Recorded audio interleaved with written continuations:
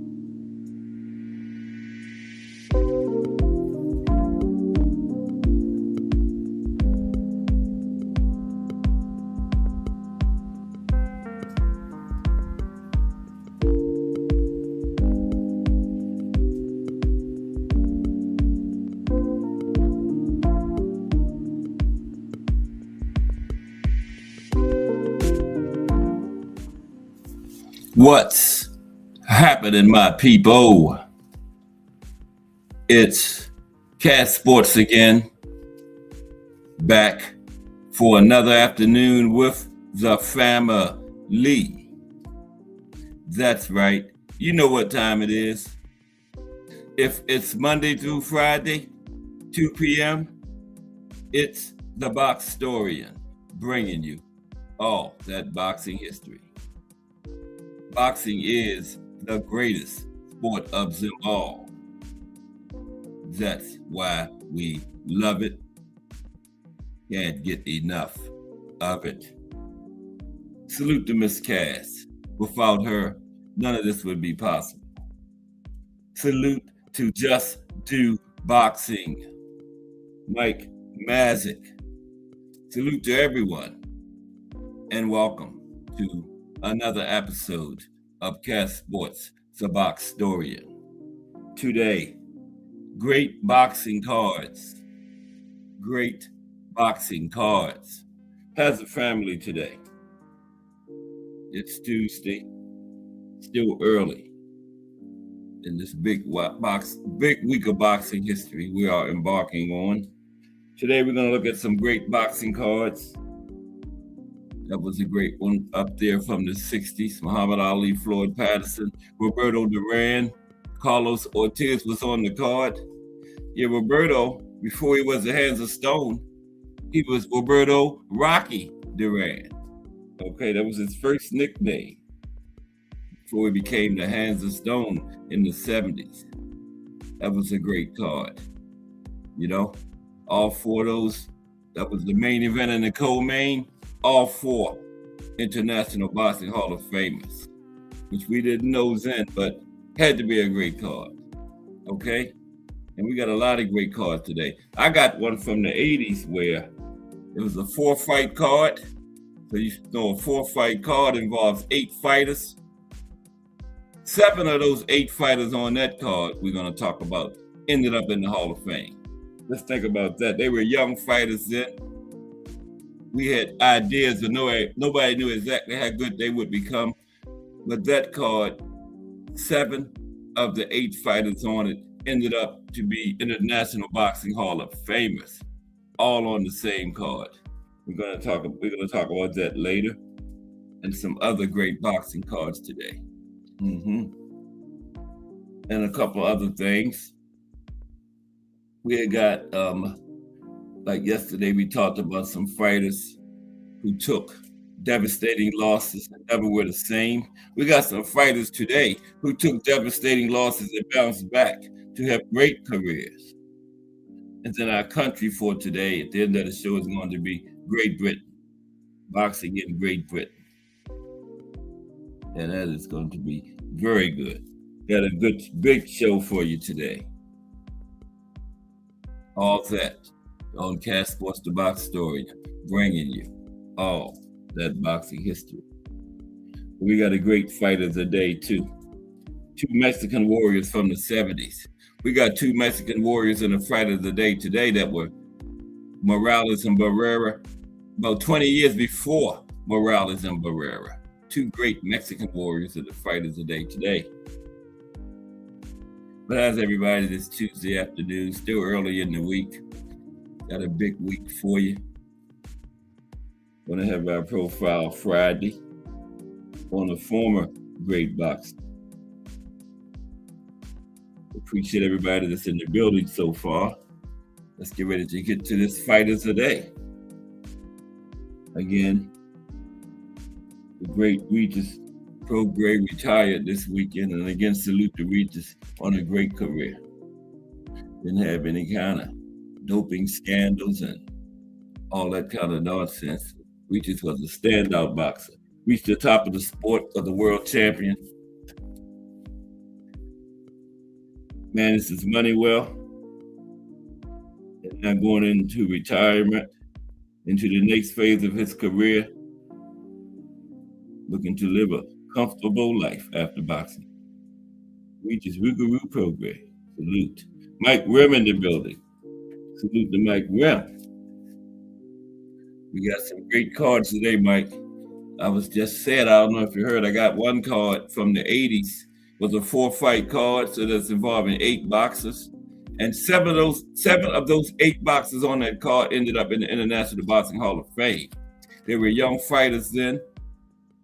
People had an idea that they would all be good, but they all ended up great. 7 of them in the Hall of Fame. All were on the same card. We got a lot of good boxing cards to go over today. But first, let's get to our fighters today, because we got 2 great Mexican warriors. I watched this fight yesterday. This was a barn burner. So without further ado, today's fighters of the day.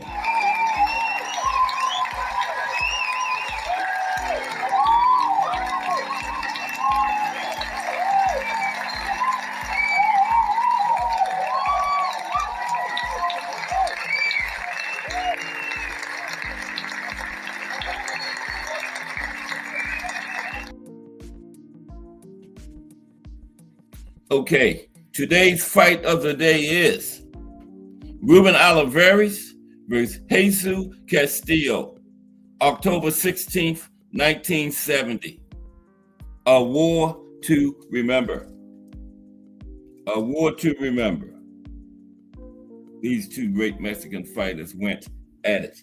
Let's talk about it. And Conquest in the building.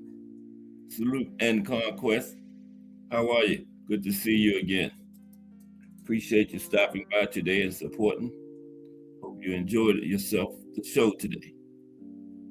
But yeah, Ruben Olivares versus Jesus Castillo, October 16th, 1970. A war to remember. two great Mexican warriors. Way before Canelo, Marquez, Morales, Barrera, Ricardo Lopez, way before all of them. These two great Mexicans battled it out. 1970, let's talk about it. A war to remember.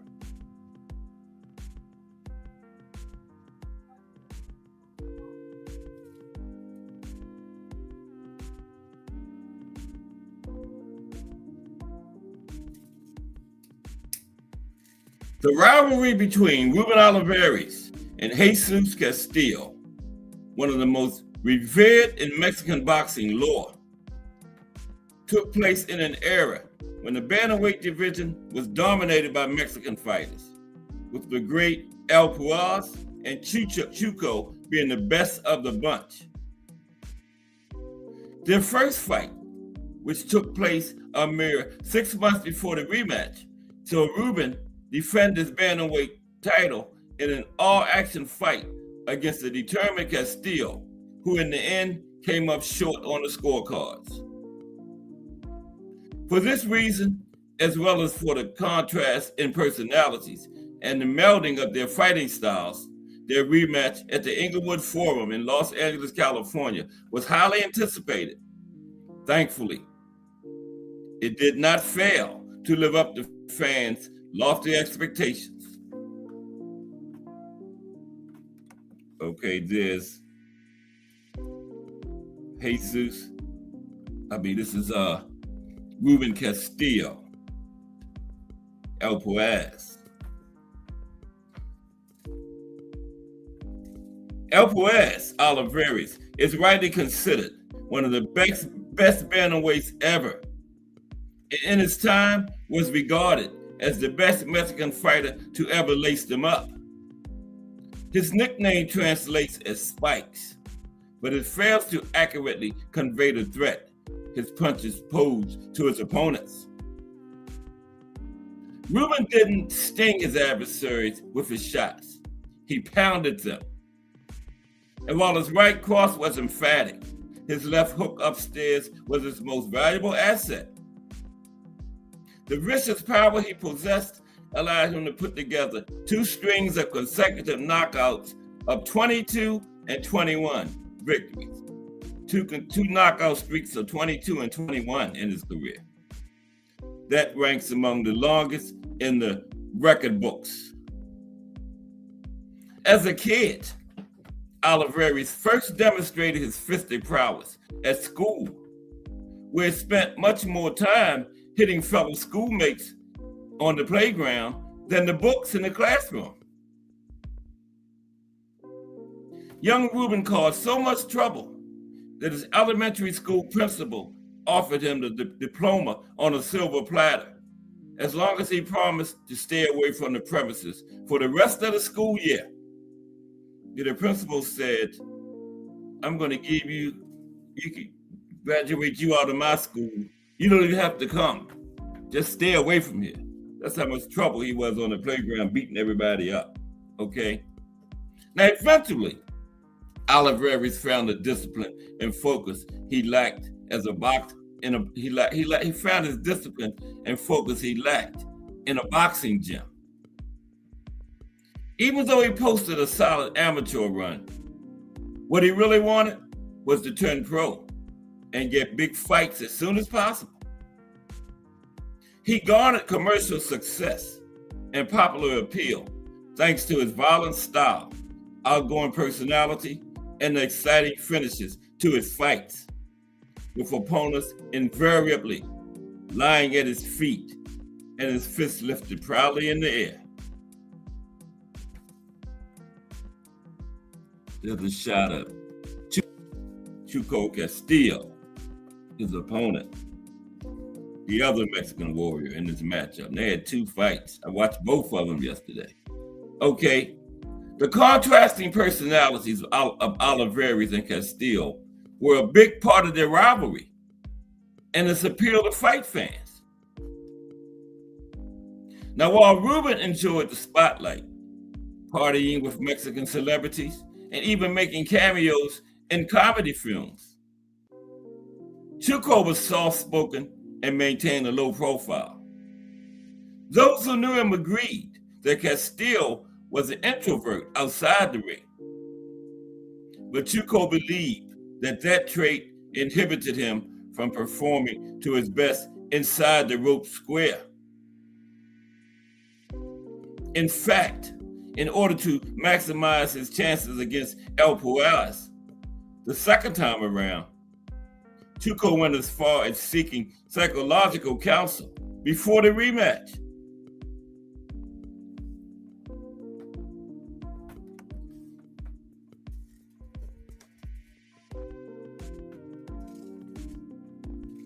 But the spirited competition between Olivares and Castillo really began with their efforts to dethrone bantamweight champion Lionel Rose.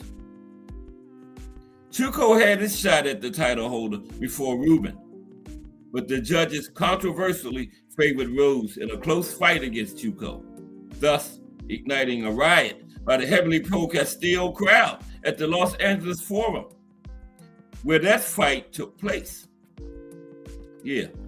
Controversial decision against Chuko, pro-Mexican crowd ignited a riot. So 8 months later, Olivares got his chance to win the belt from Rose at the same venue. Now, minutes before the ring walk that night, the director of the venue paid Rubin a visit in the dressing room, confessing that he feared a second riot if the Mexican didn't emerge the victor. El Puas guaranteed him a riot wouldn't happen and soundly delivered on his promise by knocking out Rose in the 5th round. El Puas says it's not going to be no riot tonight because Rose ain't going to win controversially because it's not going the distance. And it didn't. Stopped him. And that's how Olivares ended up with the title. So a rematch between Olivares and Castillo after their dramatic first fight was well justified by their storylines as well. El Puas was still undefeated and on a serious tear, beating everyone he faced by flattening them with his fearsome power. For his part, Chuko had previously participated in 3 rematches in his career, looking to avenge past losses. He won all 3, thanks to gritty determination and fistic power. If there was anyone alive who could challenge El Puas inside a ring, that was surely Castillo. Surely Chuko Castillo was the man. Anybody could beat El Puas in that ring. Now, the early rounds of Olivares versus Castillo 2 were subdued, with both fighters trying to find out if anything had changed since their first encounter. But as early as the first round, a headbutt opened a gash above Rubin's left eye, releasing blood freely, which poured down his face. The pace picked up considerably in round 3, while both fighters scored with their trademark shots. Rubin using a left hook and Castillo landing right hands upstairs. By round 5, however, the action reached a higher plateau as both fighters traded punches freely and kept closing the distance. In a few minutes, what had begun as a lively discussion at a distance became a shouting match inside the phone booth. And that's where they stayed for the rest of the fight.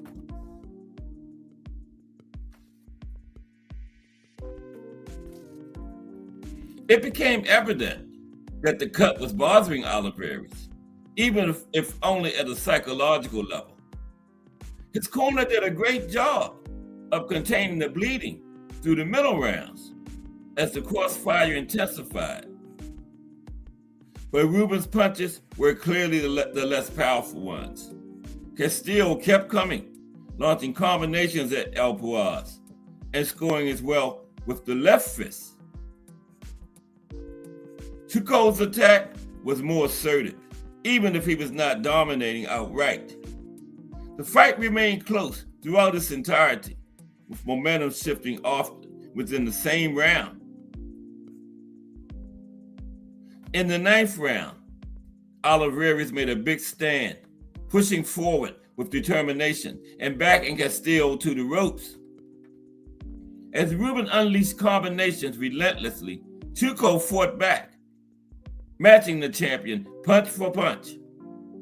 And as the ecstatic audience celebrated the intense action, the two Mexican warriors pummeled each other ferociously in what had escalated to a textbook war of attrition.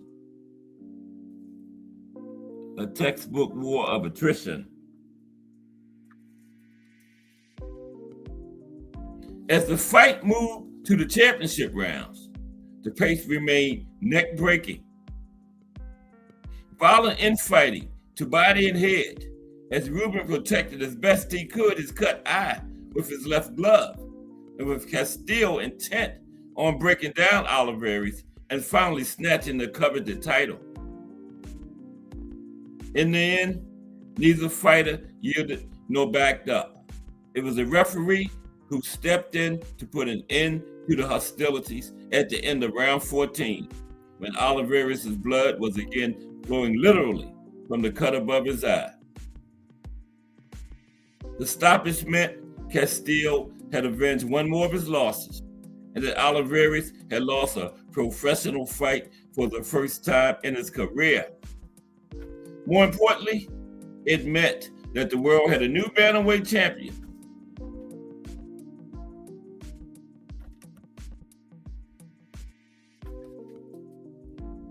Jesus Chuco Castillo, the new bantamweight champion, stopped on the cut that was caused by a headbutt early in the fight, in the 14th round. Yeah, I saw this yesterday. I didn't agree with the stoppage. I mean, you was all the way in the 14th round, one more round to go. The man got cut early in the fight. Why stop it then? You know, and it was very close on the scorecards. The 15th round could have decided the fight. So I thought that was a very bad stoppage. Plus, Oliveira was the champion. You know? I mean, if you were going to stop it on the cut, you should have stopped it rounds ago. Why stop it in the 14th round? With the fight still in the balance. It looked like some kind of hanky-panky was going on there to me. Yeah. But yeah, the fight of the day was a war between these two Mexican warriors. Get a chance, check that out. Well, both fights really, but especially the second one. Ruben Oliveira versus Jesus Castillo 2. Okay? October 16th, 1970. If you like toe-to-toe, violent action, this is the fight for you, because it was like that. But you probably will be disappointed by the stoppage like I was. You know, headbutt was like the second round or something like that. Let me see when that headbutt happened. And the referee let it go all the way to the last round. And then all of a sudden stopped it with the fight in the balance. The 15th round could have decided it. So first round, the headbutt happened. The clash of heads happened that caused the cut. And the referee let it go, and it was bleeding freely throughout the fight. So if he was going to stop it, he should have been stopped it. You let it go all the way to the 14th round. Why stop it then? Again, with the fight in the balance. And the champion was the one with the cut, and you stopped it and gave it to the challenger. So that didn't sit right with me. That looked like some bad stuff was going on there in that man. I mean, why stop it in the 14th round? When the man been cut since the first round. Let him fight 14 rounds with blood freely flowing. Then all of a sudden the 14th round is too much for you. You're going to stop it with just 3 minutes left to go. That was crazy. But yeah, Castillo came out the winner. And that was Oliveira's first loss. But a great fight. Fight is a day. Okay, so today we're going to look at some great fight cards. We got, okay, got like 20 of them. Yeah, I told you about we're going to get to that one later with it. There's a 4-fight card and So 8 fighters involved. And at the time, nobody knew how great they were going to be. But 7 of the 8 that was on that same card ended up in the Hall of Fame. Where they do that at? Yeah. 7 of those 8 fighters are in the Hall of Fame today. Was on that same card back in the 1980s. And we got a lot of great ones. Let's get into them. Yeah, that was a good one right there. That was hit by Ali and against Patterson, and the co-main was Roberto Duran against Carlos Ortiz. And Ortiz was older then. But Roberto Duran's nickname was Rocky then. It was before the Hands of Stone. Roberto Rocky Duran. And in the 70s, he became the Hands of Stone. So imagine that. Roberto Duran and Carlos Ortiz, the co-main. Okay.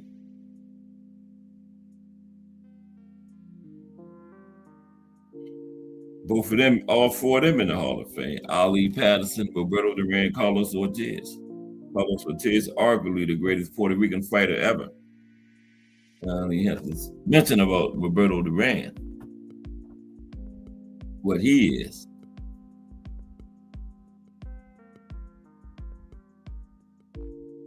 Okay, let's get to start talking about these cards.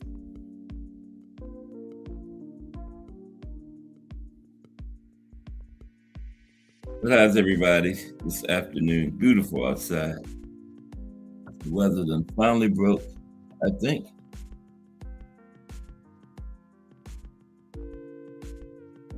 People walking around in t-shirts and shorts.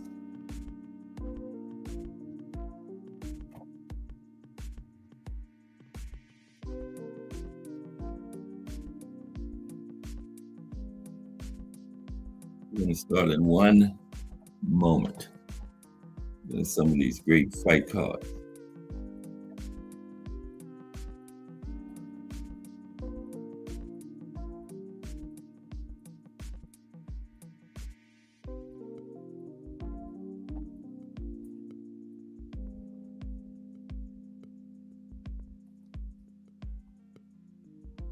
Okay, here we go.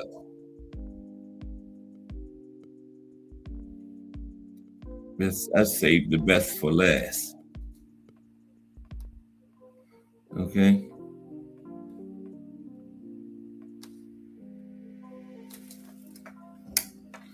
Yeah, Ali Patterson. That was a good one. We're not going to talk about that one, but that was just a thumbnail.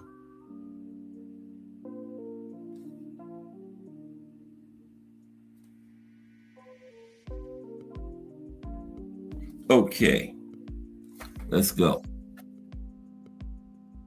Now, putting together any list of great boxing cards is at best a subjective affair because different people prefer different styles, different types of fighters, and different types of fights. So let's take a stab at it though.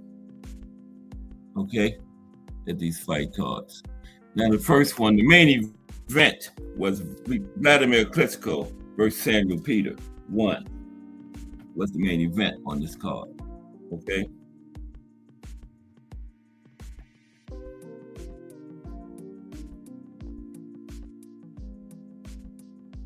Now you can bank on some drama whenever you have a talented but possibly glass-jawed former heavyweight champion taking on an undefeated power puncher with dynamite in both hands.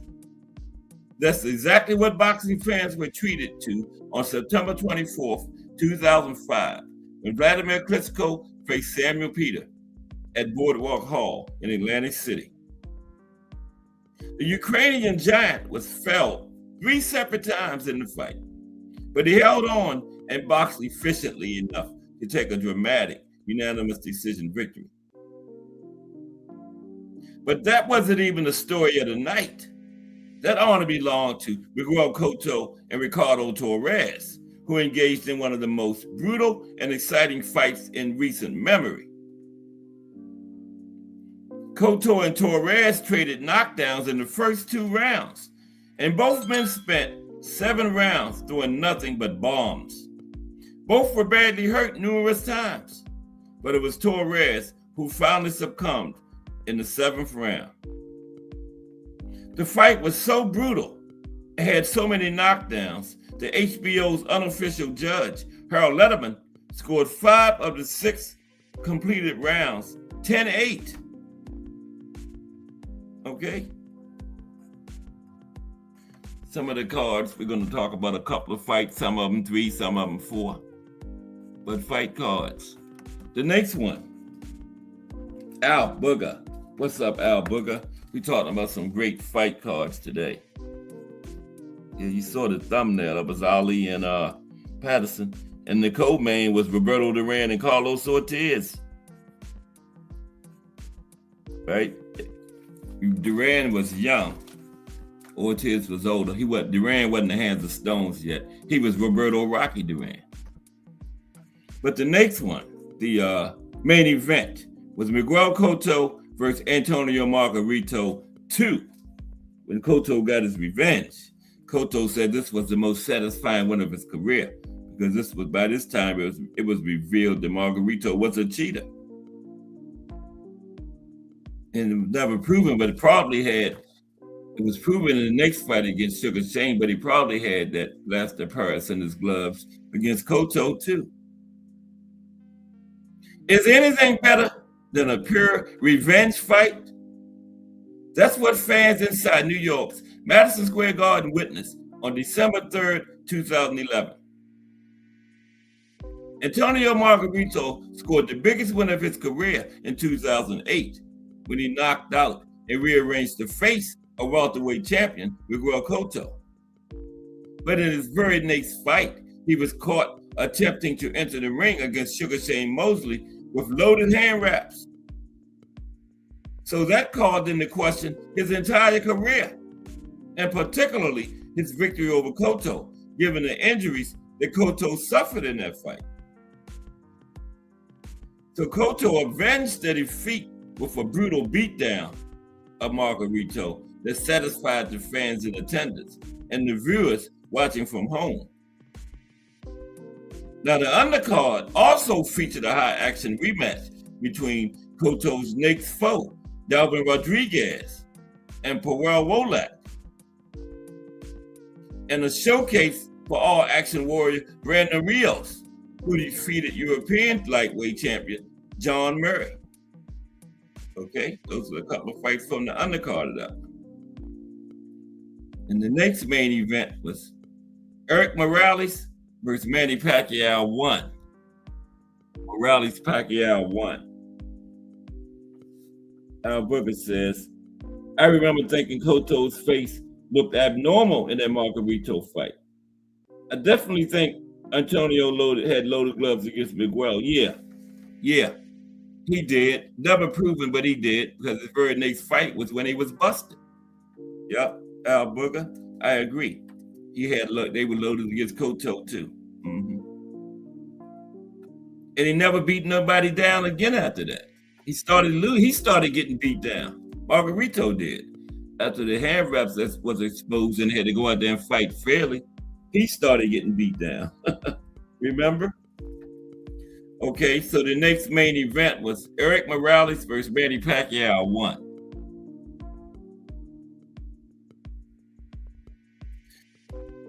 Eric Morales is the only fighter who can say he beat Manny Pacquiao during the Filipinos' whirlwind rise to the top of the sport. Their first fight took place on March 19th, 2005, and the Mexican warrior took a narrow but correct unanimous decision by 3 scores of 115-113, razor close. It was a tremendous fight, and it really could have been mad if it would have gone the other way to Pacquiao, but the right guy definitely got the nod in that fight. Now on the undercard, another all-action Mexican warrior by the name of Jorge Arce scored an impressive 10th round stoppage over tough Hussein. Martin Castillo defeated former and future world champion Eric Morel by a wide and impressive unanimous decision. Featured on the non-televised portion of this card were a couple of action-fighting prospects. You might have heard of them. Now, Julio Cesar Chavez Jr. and Mile High Mike Alvarado. Yes, Chavez Jr. and Mike Alvarado were prospects. They were on the non-televised portion of that card. Morales Pacquiao won. Talked about some great fight cards today. The next main event was Marcos Maidana versus Eric Morales. This was an old Eric Morales then. But, and nobody expected much of him in that fight, but he gave a good accounting of himself. Bruce Gas, Boxing Jazz, and more in the building. Salute, Bruce Gas. Tuesday night is the night of the quiz.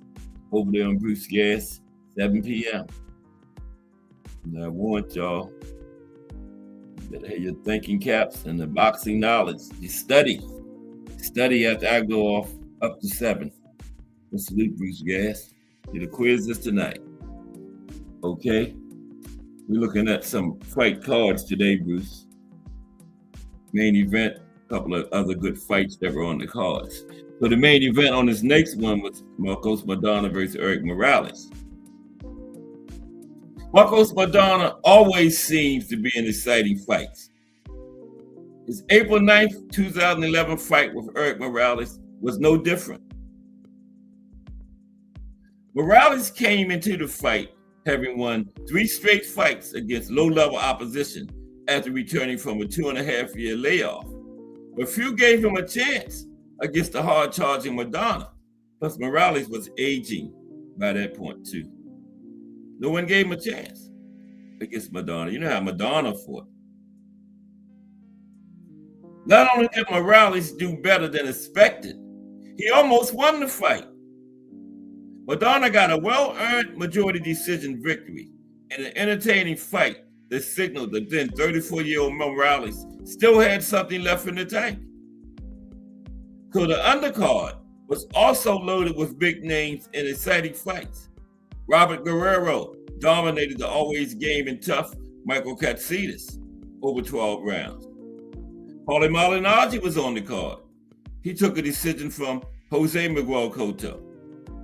And the young Danny Garcia took the biggest scalp of his career at that point against Nate Campbell. Yeah. And James Kirkland was even on this card when he was a highly talented prospect. Unfortunately for Kirkland, he suffered his first defeat, a first-round knockout to Nobuhiro Ishida. So imagine that card, man. The main event was Maidana and Morales. You had Danny Garcia on there, young Danny Garcia, James Kirkland, Robert Guerrero, Paulie Malignaggi, all on that card. Yep. Okay, the next one. The main event was Canelo Alvarez versus Josecito Lopez. Canelo Alvarez versus Josecito Lopez. That was the main event for this one. Now, Canelo Alvarez was supposed to face Victor Ortiz on September 15, 2012, but he had to settle for the man who broke Ortiz's jaw and derailed the fight. Josecito Lopez gave it his all, but he was undersized and overmatched against Canelo. Lopez was dropped in the 2nd, 3rd, and 4th rounds before being stopped in the 5th. But the real story of this card, it was not the main event. The undercard was filled with high action and dramatic fights. Leo Santa Cruz decimated former champion Eric Morrell to open the night. But that fight was overshadowed by the next one, Daniel Ponce de Leon's impressive featherweight title-winning technical decision slugfest win over Johnny Gonzalez. But the night show stealer was the vicious war between Marcos Maidana and Jesus Soto Carras. No words can do that fight justice. You got to watch it and see it. Okay? Another great card. Then the next main event was Marco Antonio Barrera versus Rocky Suarez 2. This was the second fight between them. They main evented the next card we're going to talk about. Marco Antonio Barrera's first fight with Rocky Suarez ended with a ton of controversy. And the two men met in a rematch on March 19th, 2005. Okay? Barrera won the second fight by decision, as he did the first fight. But the second one wasn't easy. Suarez had become something of a journeyman at this point in his career. But back in 2005, he was a serious prospect. Now, before the main event, fans retreated to an undercard that featured an excellent scrap between Juan Guzman and Jorge Rodrigo Barrios. This fight was exciting and could have been scored for either guy, but Guzman got the narrow split decision nod. It was supposed to be a title fight, but weight issues, for once not Guzman, but his opponent, prohibited Barrios from competing for the title. Also on this card was a war between Israel Vasquez and Johnny Gonzalez for the WBC Super Bantamweight title. Vasquez, who loved exchanging fists more than anyone on the planet, stopped Gonzalez in the 10th round to retain his title.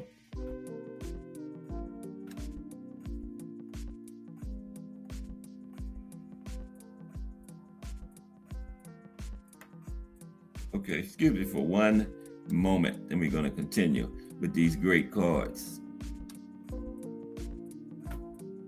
And in the next segment after this, we're going to go back in the day to, I told you I got a card, had 4 fights on it in the 80s. So 4 fights involved 8 fighters, right? And 7 of those 8 fighters are in the Hall of Fame. All of them was on the same card. Young fighters. Everybody had an idea they were going to be good, but 7 of them ended up in the Hall of Fame. We're going to get to that in a little while. Got some great cards to talk about. Okay, so that was Marquez was the last one. Let's continue on. I mean, not Barrera. That was Barrera, right?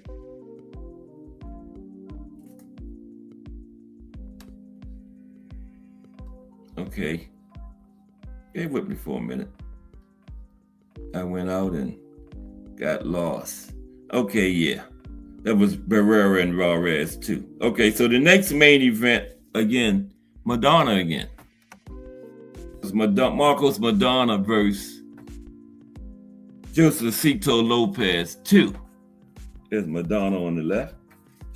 Madonna versus Josecito Lopez. Not 2. I think they only fought once. Madonna Lopez. So what can you say about Marcos Madonna and Josecito Lopez? These two guys love to fight. And they put on a hell of a show on June 8th, 2013. Lopez appeared to have the better of the action in the early rounds and seemed to be on the way to scoring an impressive victory over Madonna. But the 30-year-old Argentine was rarely, if ever, out of a fight. He came back to floor Lopez in the 6th round with a thundering shot that left Lopez jelly-legged. It forced referee Lou Moret to end the affair, and it gave Madonna a huge victory in the crowded welterweight division at the time. Now, the main support fight was no less dramatic. Alfredo Angulo was known for a couple of things. 1, he was a tremendously strong puncher. And 2, he didn't have a shred of defense. Angulo and Erislandy Lara engaged in an all-action affair that saw Lara in more trouble than he ever had to face as a pro up to that point. The Cuban was dropped in the 4th and 9th rounds, but he was largely able to outbox the stronger but defensively limited Angulo over the majority of the fight. In the 10th round, Lara landed a series of left hands to Angulo's face that caused a massive hematoma to develop over his left eye and then the fight was stopped immediately on the advice of the ringside doctor, who felt Angulo may have fractured his orbital bone. Well, Lara may have fractured his orbital bone. He didn't fracture his own orbital bone. The referee was scared that his orbital bone was fractured and stopped the fight. Okay? So the next card, the main event, was Danny Garcia and Eric Morales 2. Yeah, Danny Garcia and Eric Morales 2. There they are. At the weigh-in press conference something. Yeah, getting ready to face off. Morales on the left. Young Danny Garcia on the right. Yeah, Danny was young then. But this was the second fight between them. Yep. So this was boxing's return to Brooklyn, New York on October 20th, 2012. It was a highly successful one. The inaugural card was scheduled to have 4 world championship fights, but ended up with only 3 after weight issues prohibited Pablo Cesar Cano from challenging for Paulie Malignaggi's 147-pound title. Cano came in overweight, so he wasn't eligible to challenge for the title. So the main event featured rising junior welterweight sensation Danny Swift Garcia defending his unified title against rejuvenated veteran Eric Morales. The two had fought to a decision earlier in the same year, but Garcia ended the night early this time. He starched Morales with a stunning and scary left hand in the 4th round. Now on the undercard, Paulie Malignaggi narrowly defeated Cano in a fight that many felt the Mexican deserved to win. Also on the card, local favorite Peter Quillen also captured his first world championship by dropping Hassan Nadam 6 times en route to a relatively close decision win. Also on the card, Devin Alexander would have shared the welterweight title by outboxing veteran power puncher Randall Bailey. On that night, Brooklyn announced its return to boxing in a big way with this card, and it hasn't looked back since. Brooklyn hasn't looked back since. Then the next main event was Floyd and Cotto. Floyd Mayweather Jr. versus Miguel Cotto.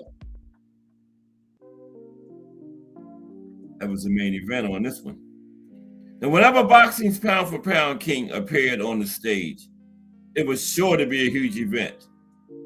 Add to that mix an opponent who also sported Hall of Fame credentials, and you had the potential for something special. When Floyd Mayweather Jr. and Miguel Cotto met on May 5th, 2012, there were many storylines. Many felt that Cotto would present the stiffest challenge of Floyd's long career. And some speculated that an impending jail term could distract the sport's top fighter. Without a doubt, Cotto outperformed expectations. He lost the fight clearly, but gave Floyd more uncomfortable moments than he was used to seeing. The Puerto Rican challenger never looked outclassed, and that's more than can be said for most of Floyd's opponents. So the undercard included a plethora of young fighters taking on stiff challenges. It gave us some bang for our buck and even produced a mild upset. Canelo Alvarez was on the undercard. He easily dispatched faded former welterweight champion Sugar Shane Mosley in what was his toughest test up to that point. That was a co-main, Canelo versus Sugar Shane, on the Floyd Cotto card. Mayweather protege Jesse Vargas was on the card. He scored an impressive decision win over the faded Stevie Forbes. And also on the card was former welterweight champion Carlos Quintana. Revitalized his career with a knockout over DeAndre Lattimore. On the untelevised portion of the card, we also saw rising prospects. Keith One-Time Thurman and Omar Figueroa in action. Talk about a stacked card. Had Floyd, Cotto, Canelo, Sugar Shane, Stevie Forbes, Jesse Vargas, Carlos Quintana. Did I say Keith One Time Thurman? And Omar Figueroa. Talk about a stacked card. Wow. And finally, for this phase, the main event was Andre Berto versus Jesus Soto Carras. Jesus again. BVO Sports TV in the building. What's up, BVO Sports TV? BVO also on later on tonight, just like Bruce Gass. Bruce Gass got the quiz at 7. And then at 8:30, around 8:30ish, go to BVO Sports TV for some great boxing talk. You don't know who you might not see on BVO. Stitch Duran. I can't think of the guy's name. The trainer always on, his son is a fighter. Put his name in there, BBO. You know who I'm talking about. I don't know why I got a brain lock. Coach Kenny be in their corner. Damn. But y'all know what I'm talking about. Yeah, this man is on BBO damn near every night. Great trainer. His son gonna be a great champion soon too. But salute BBO. We talking about some great cards. The name gonna come to me. Okay, this one was on the main event was Andre Berto and Jesus Soto Carras. Now in boxing, sometimes a fighter's record can be deceiving. That was certainly the case for Jesus Soto Carras, who on July 27, 2013, might have earned the once promising, people thought he had ended the career of former welterweight champion Andre Berto. Carras came in 28 wins, 8 losses, 3 draws, 18 knockouts. He stopped Berto with a short left hand in the final round of a fight that was on the table at the time, at least according to the official scorecards. It was tremendous. It was a tremendous ending to a crazy night of boxing, and it was the biggest win of Carras's career. Then the main undercard fight, Omar Figueroa and Nahito Arakawa engaged in 12 rounds of pure brutality that was compelling, dramatic, and at times difficult to watch. The two men stood toe-to-toe for 36 minutes that saw them combine for a ludicrous 2,112 total punches thrown. 2,112. But Figueroa did the most damage and got the deserved decision win. But that wasn't even the fight of the cards. The knockout of the night, however, went to undefeated welterweight prospect Keith One Time Thurman, who disposed of fellow undefeated Diego Chavez in the 10th round. One Time showed his ability to break down an opponent after failing to blast him out in the early rounds. It was a huge win for Keith, and it showed he had the mental toughness to take out a tough foe. That was a young Keith then. Yep. Okay, let's go to some other ones. We're going to go back to some ones from back in the day. Mainly now. Yeah, we're going to get to that card that had those 7 Hall of Famers on it. On one card. Like Sugar Ray, Larry Holmes, Hearns, Duran, all of them was on the same card one time. Not against each other, neither. Yep. Yeah, they were all on that card. What a card that was. Wow. Let's get to it. What has everyone this Tuesday afternoon? Early in the day, like I said, we got some great stuff coming up. Bruce Gas quiz is the night.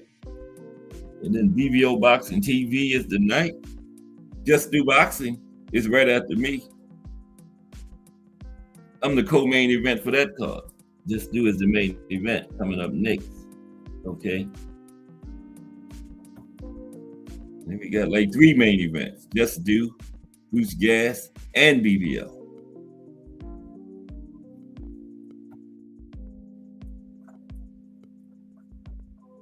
Coming up in these YouTube streets today. Yeah, all of that coming up tonight. Okay, so let's get into this one. Got 10 more great cards. Okay? Some of the top cards in boxing history. I mean, boxing history. Okay, let's get into this. All right, let's see. What's the first one? I think it's Larry Holmes and Ernie Shavers were the main event on this one. Yeah. Larry Holmes and Jerry Cooney.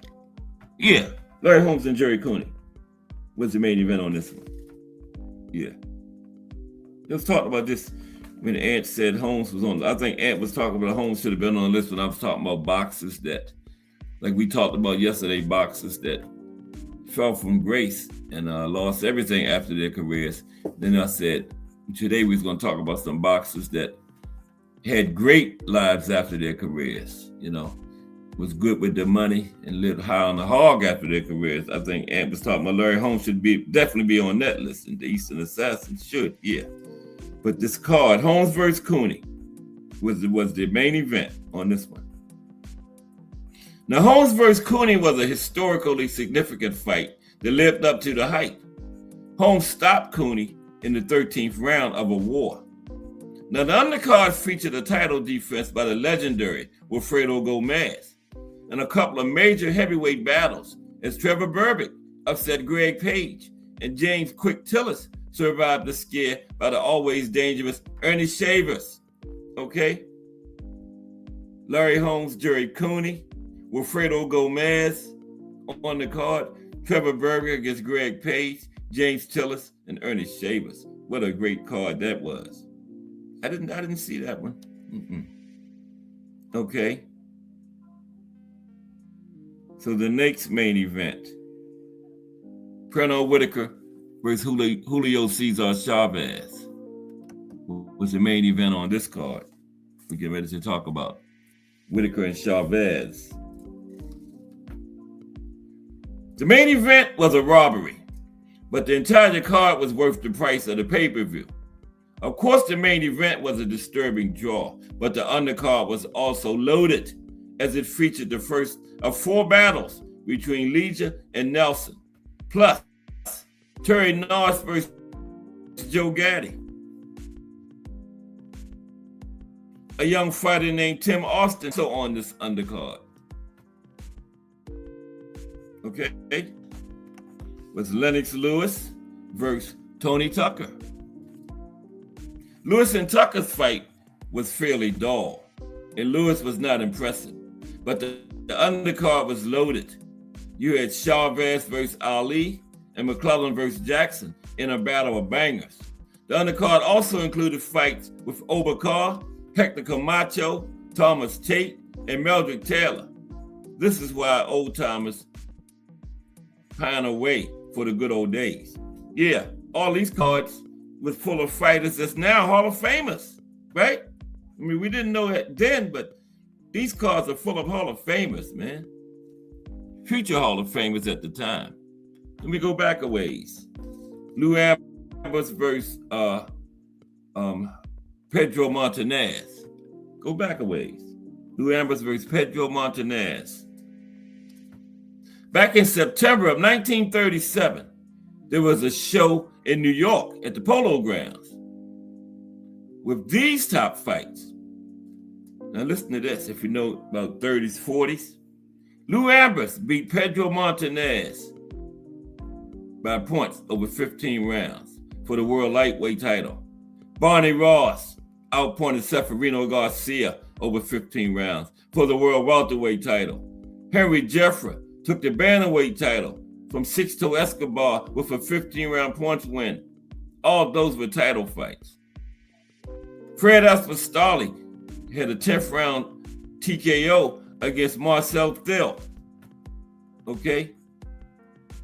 This is what now these 8 men, only Garcia is today not in the International Boxing Hall of Fame. This was what I was talking about. 7 Hall of Famers on one card. That's not a bad night at all. Okay? Didn't know it then, but 7 of those fighters on that card ended up in the Hall of Fame. 4-fight card. 8 fighters, 7 of them in the Hall of Fame. what a card. That wasn't a bad night at all. Anybody sitting in there watching that card? Wow.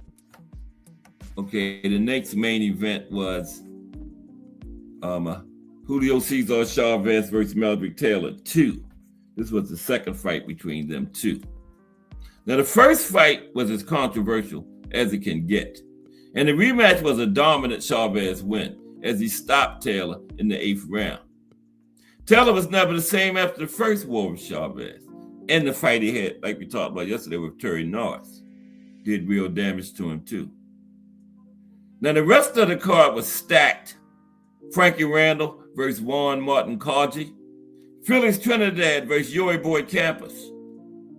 Finito, Ricardo Lopez versus Silver Chai. Sen Moricott. Vincent Petway versus Gianfranco Rossi. And one of the Rielos brothers, Gabriel Rielos versus Jesse James Legia. All that was one card. This was a Don King spectacular. That card right there. That was a Don King spectacular. Okay? Yeah, that was one of them Don King joints. Back in the day, Don King had many of them cards like that. Those names, man, those names. Had a few Hall of Famers in there. Yep. Again, a Don King joint. Okay, let's go to the next one. Got a couple more. Then I got something else good too. Don't go away. Kind of like a reversal from yesterday. Went in my mouth, I done lost my place. Damn. What was that? Chavez versus Randall? No. Oh my goodness. Cass.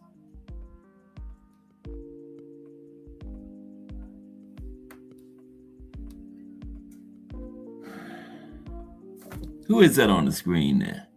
Chavez and Randall, right? No. Taylor too. No, Whitaker. That's Chavez and Whitaker. Okay. Now I know where I'm at. I done lost my place totally. I hit the button and the came out of where I was at. Okay, but here we back. No, I don't know who that is. That's not Amos Martinez. Chavez. Okay, that's Chavez. That was Chavez Taylor too.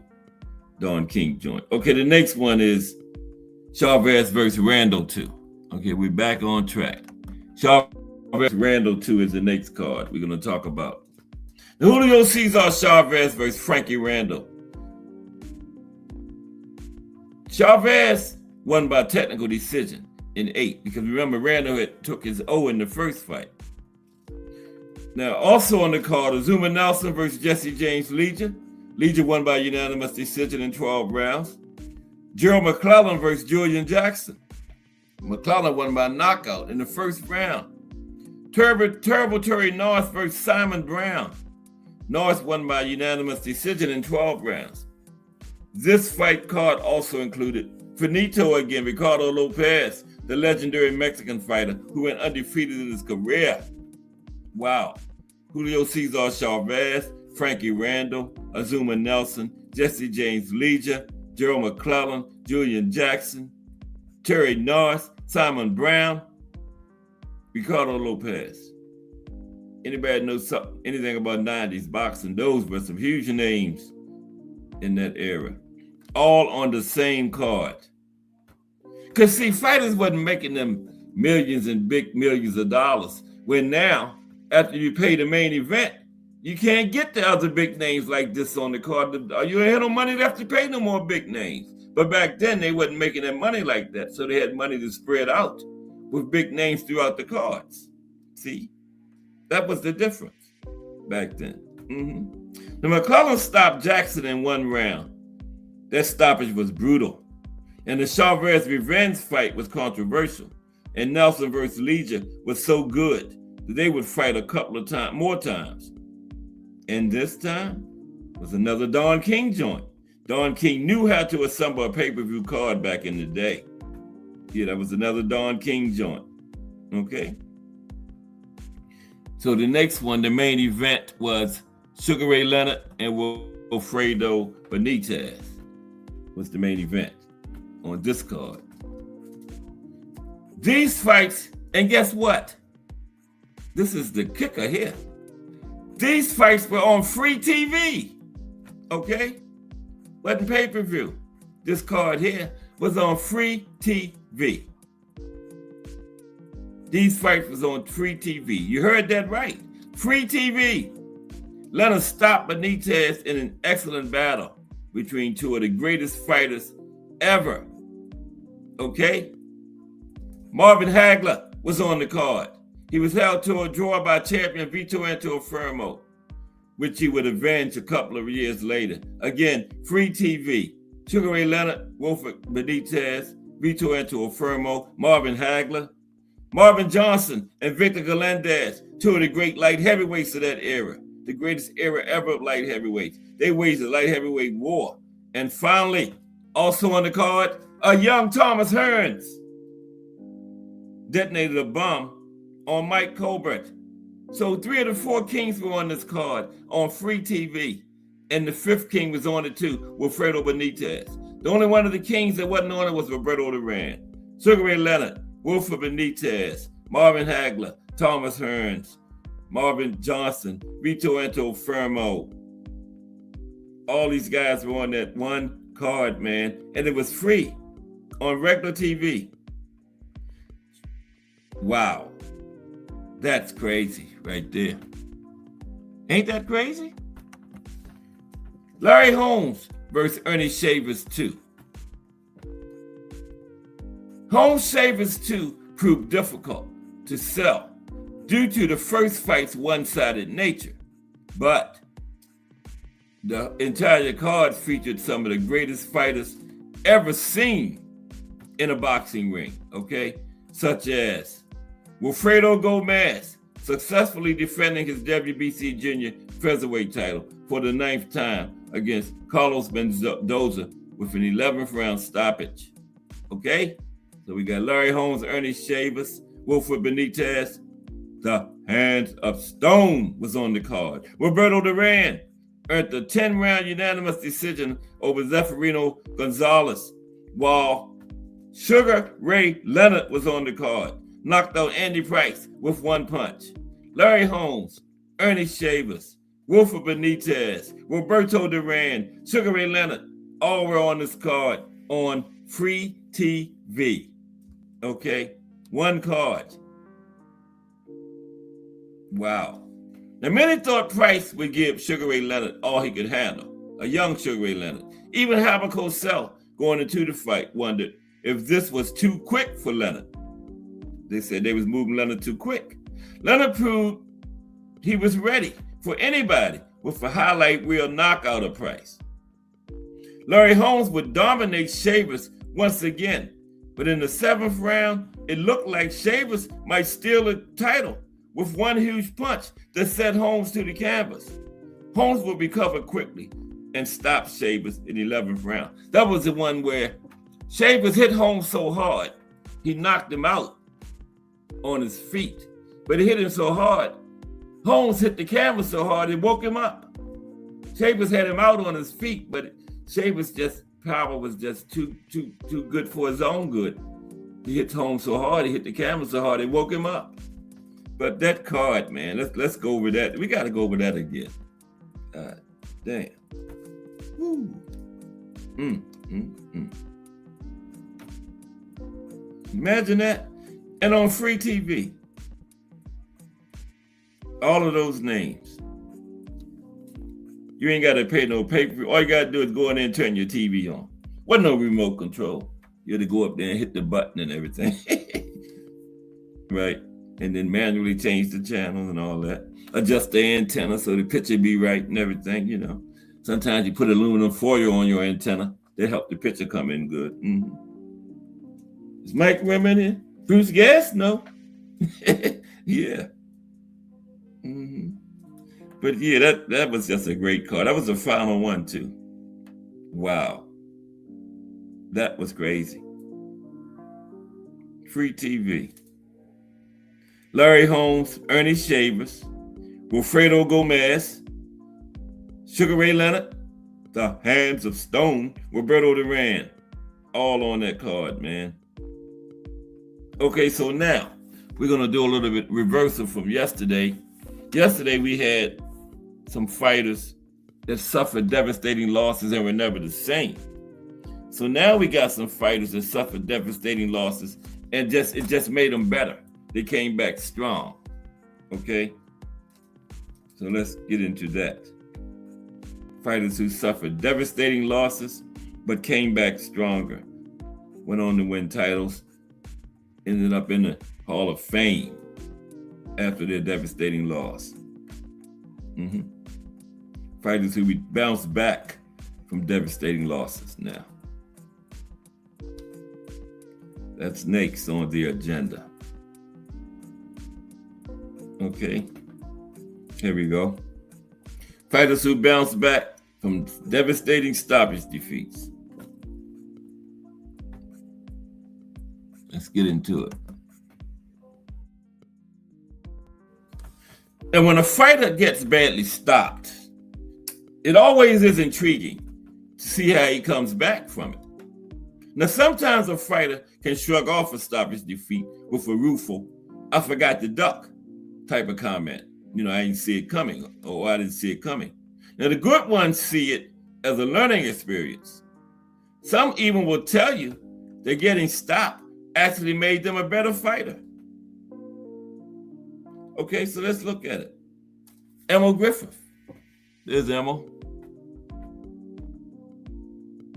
Yeah, Emil just got walloped. Look like a right cross. That's Emil on the left. Yeah. Okay.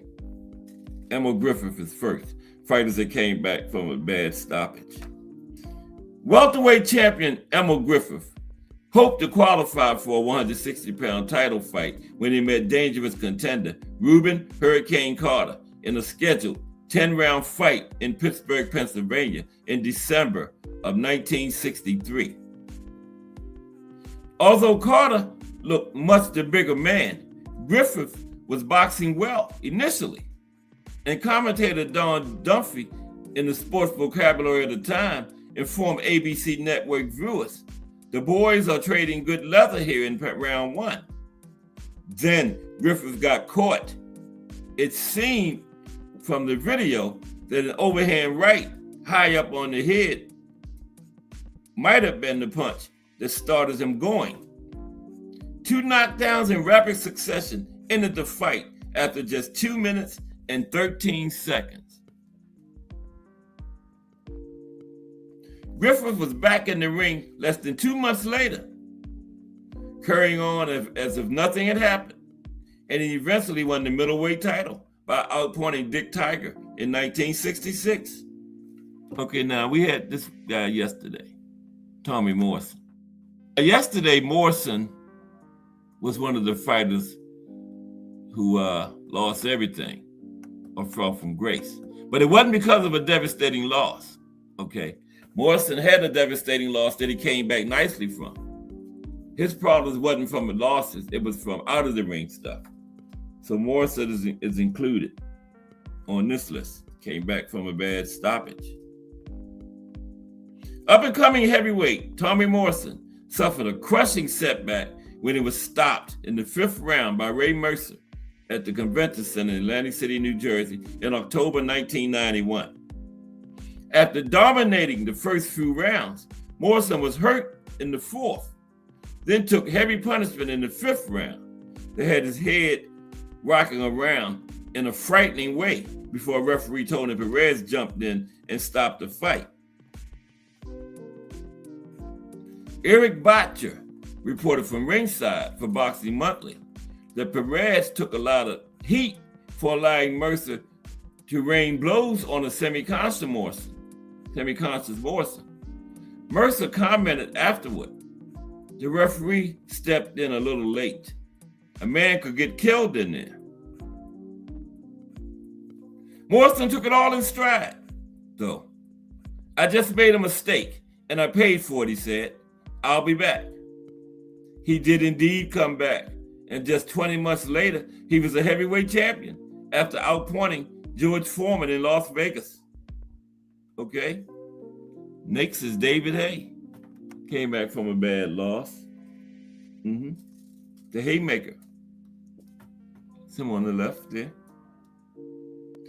British big puncher David Hay was blowing everyone away until they ran into resilient veteran Carl the Cat Thompson in a cruiserweight title fight in September 2004. For the first time, Hay met someone who did not go away when he got hit. An exciting Haymaker was halted in the 5th round. Now, Hay started off the fight in powerful and impressive fashion, hitting the 40-year-old Thompson with so many big punches that the veteran barely survived the opening round. As early as the 2nd round, though, Hay was showing signs of getting tired, with BBC TV analyst Duke McKenzie, a former world champion himself, saying, "Hay is blowing a little bit, I'm amazed to say." By the 5th round, Hay looked exhausted. He was knocked down, then hit at will until his corner threw in the towel.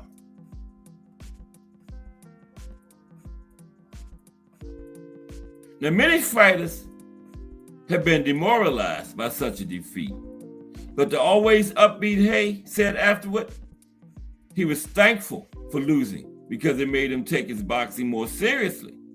"I hate losing, but the only damage was to my ego," he told reporters Brian Dugan of the Sunday Times. Hay came back a better fighter, and he ended up becoming a heavyweight champion after devastating knockout wins over Mark Mormack and Enzo Maccarinelli in big cruiserweight title fights. Your David Hay bounced back from that stoppage to Carl the Cat Thompson. Yeah, and Carl the Cat was one of them fighters be on the brink of getting stopped, but the Cat would always come back and knock his man out. We talked about the Cat, remember? Okay. Another fighter that bounced back from a bad loss was the Will o' the Wisp, Willie Pep. There's him and Sandy Sadler in one of their 4 fights they had. Willie Pep. We're talking about some fighters that came back from bad stoppages. The boxing master, Willie Pep, suffered an upset defeat when he lost his featherweight title to Sandy Sadler in October 1948. Pep had not been beaten in over 5 years at that point, but Sadler dropped him twice in the 3rd round and knocked him out with the left hook in the 4th. Joseph C. Nichols reported in the New York Times that Pep had little spring in his legs, no sharpness to his punching, and an inability to get away from a tantalizing and at the same time punishing left hand to the face from Sadler that constantly was thrown at Pep. In a rematch, though, Pep outpointed Sadler in one of ring history's classic fights and ensured his position among the all-time greats, even though he lost twice to Sadler, once because of a shoulder injury in subsequent fights. Turbo Terry Noss rebounded from a bad loss. Turbo Terry Noss. Turbo Terry Noss twice came back to be the 154-pound champion after suffering severe stoppage defeats. Twice. In July 1989, a relatively inexperienced Noss was stopped in the 2nd round by the big punching Julian Jackson at the Convention Center in Atlantic City, New Jersey. The Noss boxed well in the opening round, but got drilled by a right hand in the 2nd. He just made a dumb mistake, Noss's manager, Joe Sagittavich, said later. In less than a year, the immensely gifted Noss was champion after a spectacular 1st round win over the dangerous John Mugabe. Noss was looking almost unbeatable by 1993, when Simon Brown, a former welterweight champion, astonishingly knocked Noss out in the 4th round. The two were matched in a return fight at the MGM Grand in Las Vegas just 3 months later. Brown told William Gilday of the Washington Post that he would have the mental edge. When you're knocked out the way he was, that leaves a message in the mind, Brown said. The message in Norris's mind was that in the return fight, he had to box, move, and not stay in front of the hard-punching Brown. Norris boxed an extremely intelligent, tactically perfect fight to win comfortably on points. Lennox Lewis. Fighters that came back from bad losses. Lennox Lewis.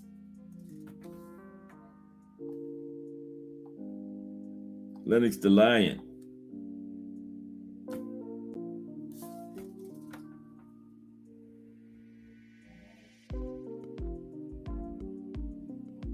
Just like Terry Norris, heavyweight Lennox Lewis twice came back to be champion after suffering stoppage defeats.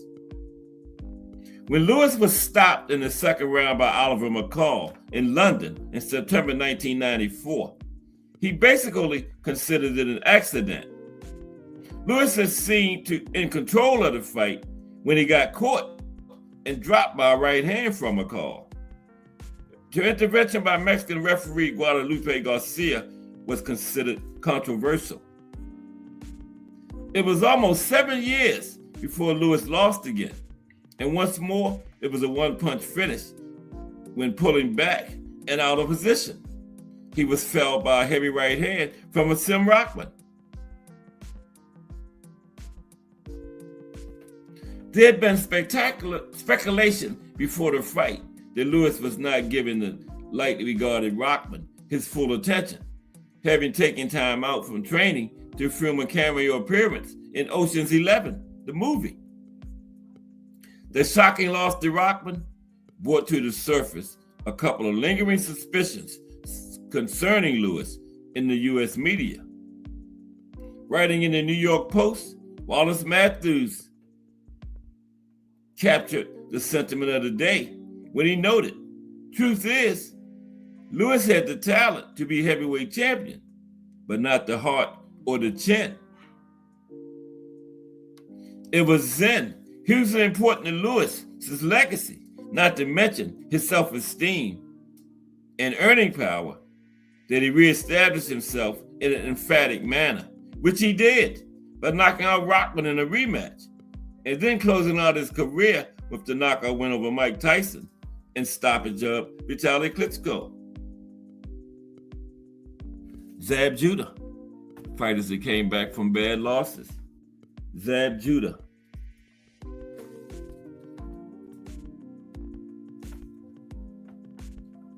There's a debacle against Kostya Tszyu. When Zab lost his junior welterweight title unification fight against Kostya Tszyu in November 2001, it was not only a stunning second-round setback, but also a humiliating one. Dropped by a right hand, Zab did a kind of crazy dance on disobedient legs after getting up, then fell over again. Then there was his unseemly conduct in immediate aftermath of the stoppage, when a possibly still disoriented Zab put his gloved hand on referee Jay Nady's throat before being pulled away. It was just a horrendous night for the Brooklyn Southpaw, all the more so because he had been generally expected to win. Sports Illustrated had profiled him in a pre-fight feature story headline, The Chosen One. Then came this. The Nevada Commission fined him $75,000 and suspended him for 6 months for his post-fight behavior. Zab came back, though, perhaps better than many believed was possible, when he demolished Corey Spinks in the 9th round to win the welterweight title. There was unfortunately another episode of craziness in Zab's fight with Floyd Mayweather Jr. in Las Vegas. But Zab won great praise for his courage in defeat against Miguel Cotto. Kostya Tszyu. These are some fighters fighters that came back from bad losses. Kostya Tszyu.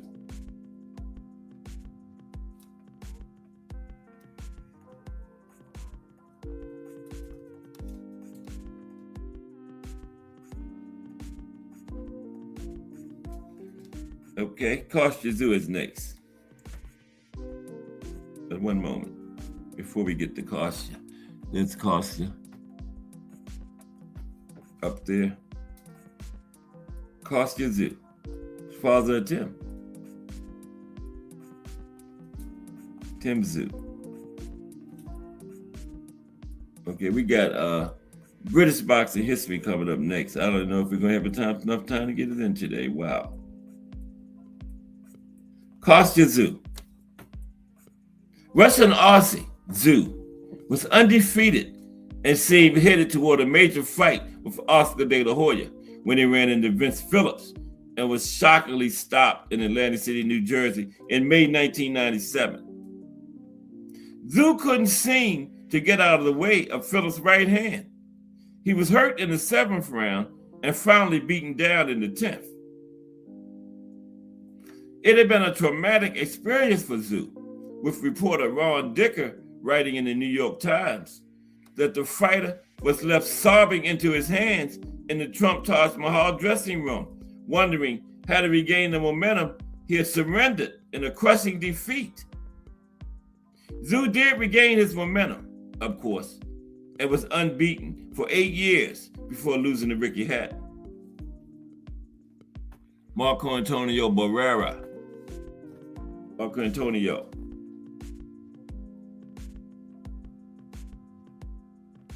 When Barrera fought Junior Jones in Tampa, Florida in November 1996, he was on a run of 43 consecutive wins, and a mega fight with Chris Nassim Hamed was close to being set. Hamed was at ringside to see Barrera take care of business in the 122-pound title fight against Jones. Instead, he saw Barrera getting stopped in the 5th round of a startling upset.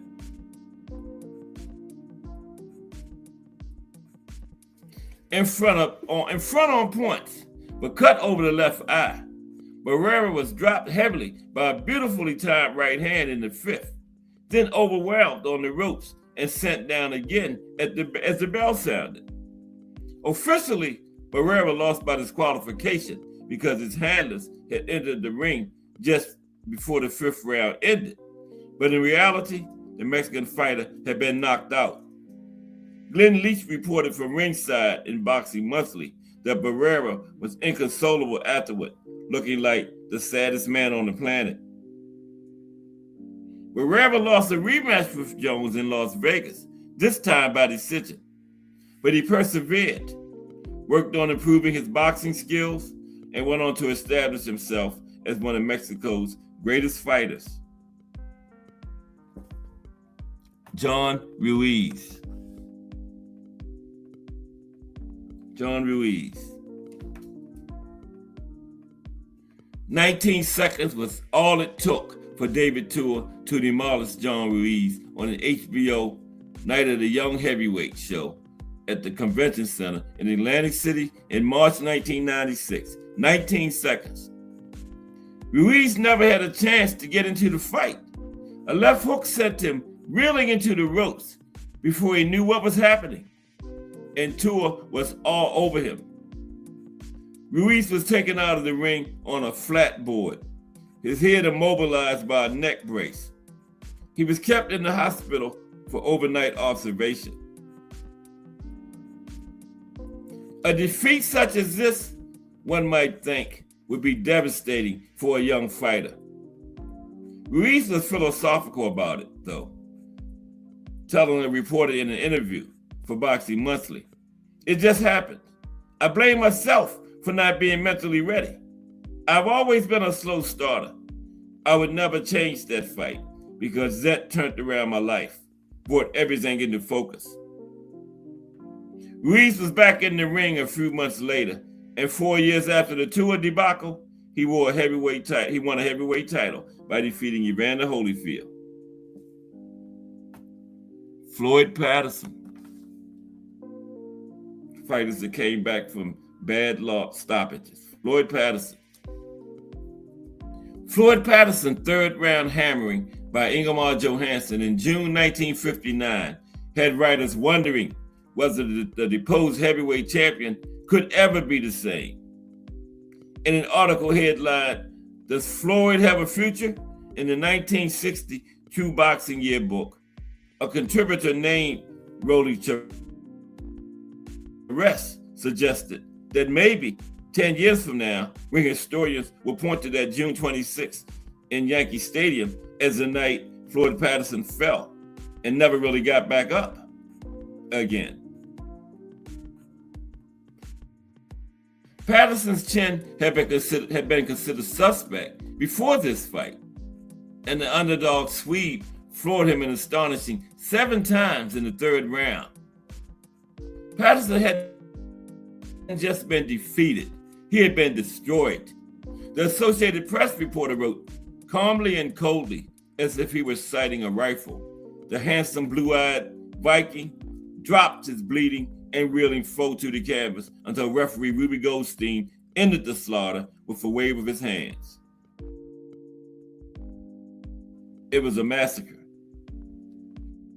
To his enormous credit, Patterson was able to turn the tables a year later when, having prepared with a single-minded intensity, he knocked out Johansson to become the first former heavyweight champion to regain the title. Floyd Patterson. And finally, fighters that came back from a bad stoppage, the Brown Bomber, Joe Louis.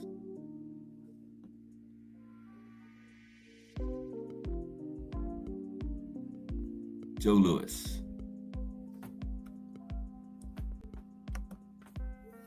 There's Joe Louis. Okay.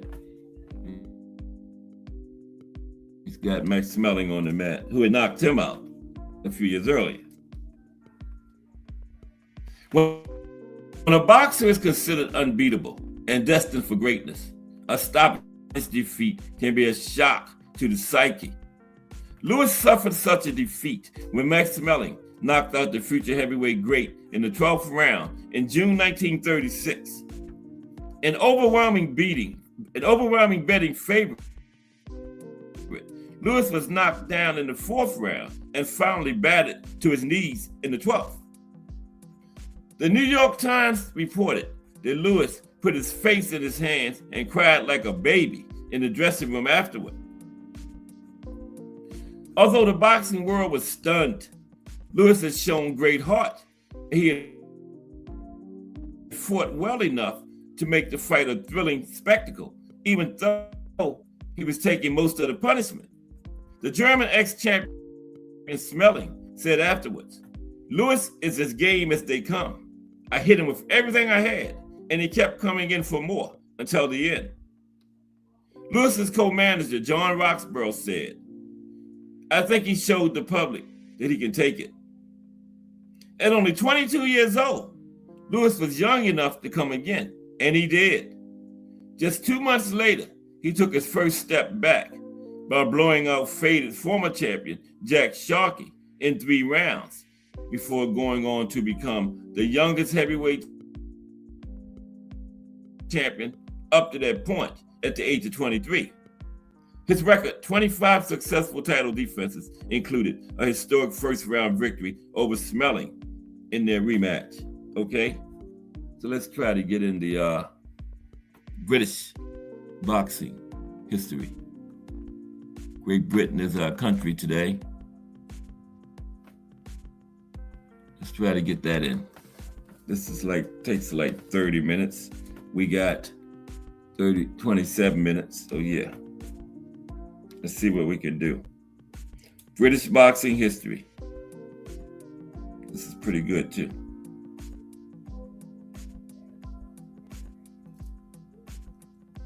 Okay. I gotta get this going quick. All right. How's everybody this Tuesday afternoon? Still early in this week of boxing history.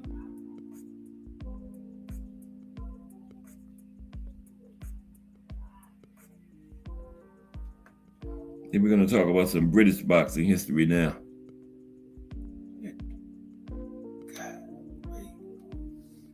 Going too fast. Bear with me for a moment, please.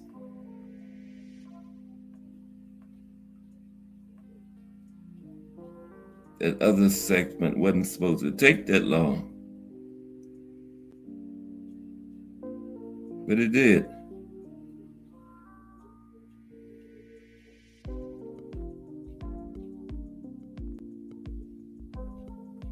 This is called From Broughton to Fury.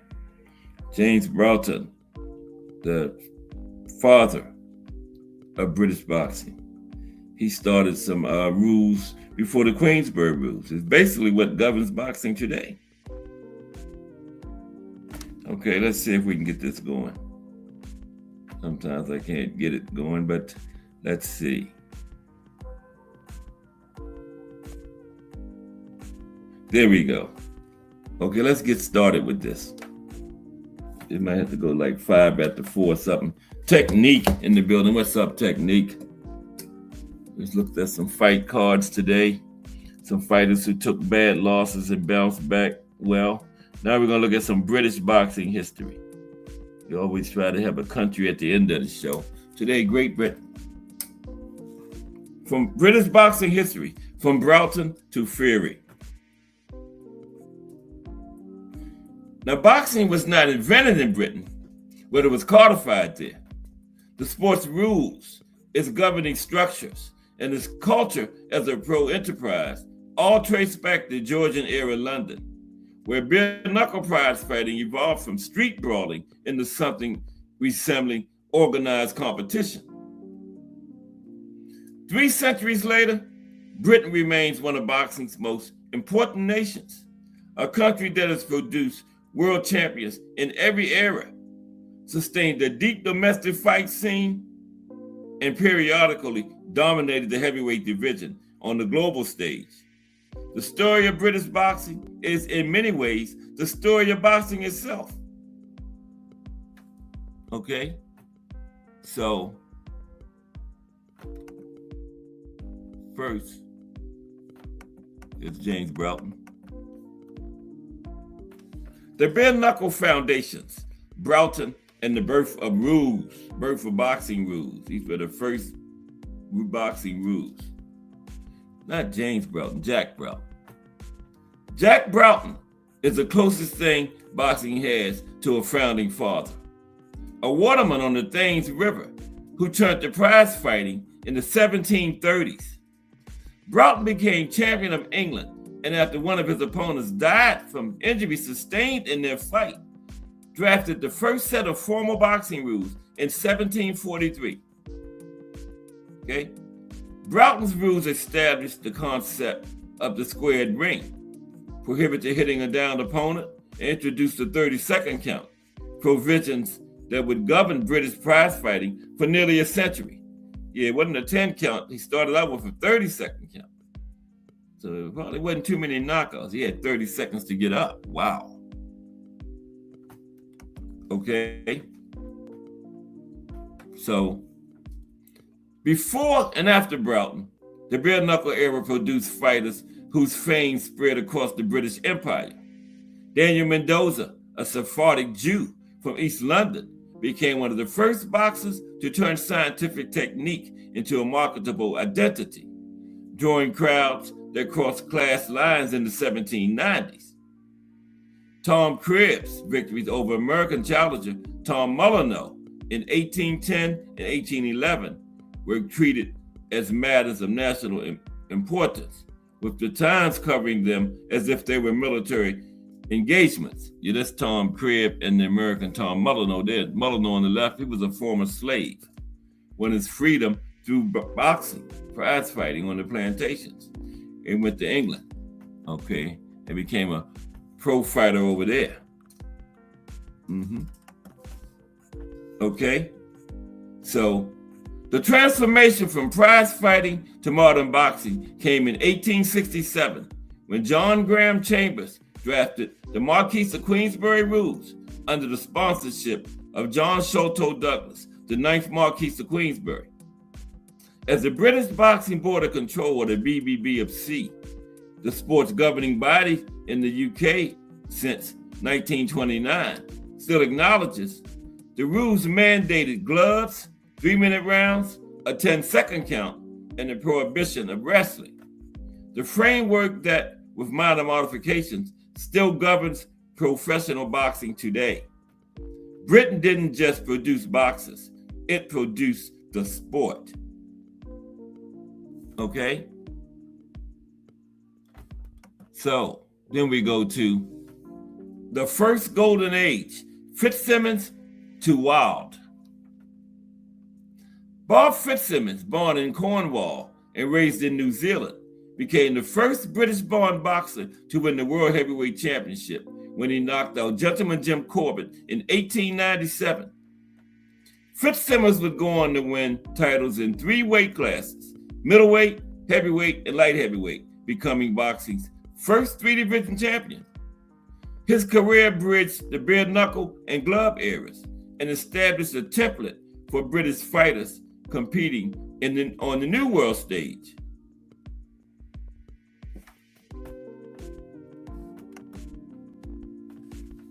In the early 20th century, Britain's strength was in the lower weight classes. Jimmy Wald, the ghost with the hammer in his hand, or the mighty Adam, is widely regarded as the greatest flyweight who ever lived. Standing barely 5 feet tall and weighing under 108 pounds, Wald compiled a record that, according to BoxRec, includes roughly 150 recorded fights with nearly 100 knockouts. Nearly 100 meaning 99. Many against men who outweighed him by 20 or more pounds. Ted Kid Lewis held the world welterweight title, and for the legendary series with Jack Britton in the United States, they fought each other 20 times, many of them for the welterweight title. These fighters showed that Britain could produce world-class talent at any weight, a tradition that would endure through many subsequent decades. Okay? The mid-century, Turpin, Cooper, and the heavyweight dream. That's Turpin when he beat Sugar Ray Robinson right there. Okay? Turpin on the left. Randolph Turpin's second round stoppage of Sugar Ray Robinson for the middleweight championship on July 10th, 1951 remains one of the most celebrated moments in British sporting history, not just boxing, British sporting history. The victory at Earl's Court in London was stunning.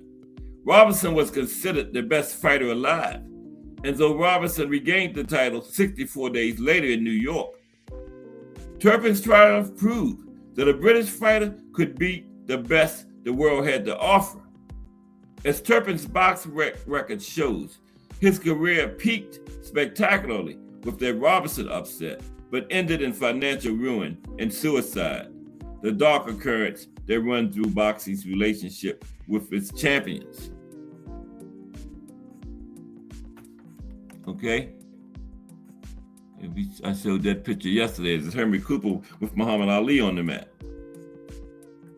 Henry Cooper became the most popular British boxer of the 1960s without ever winning a world title. His left hook, Christian Henry's hammer, put a young Cassius Clay on the canvas in 1963, a moment that electrified British boxing, even though Clay recovered to win the fight. Cooper held the British and Commonwealth heavyweight titles for over a decade, fought Ali twice, and became such a national treasure that he was eventually knighted. As Sky Sports has noted in retrospectives, Cooper's significance was cultural as much as sporting. He made heavyweight boxing part of the mainstream British conversation at a time when the division was dominated by Americans. Okay, there's Lord Honeyghan's big win over Donna Curry. The 1980s and 90s, the super middleweight wars and beyond.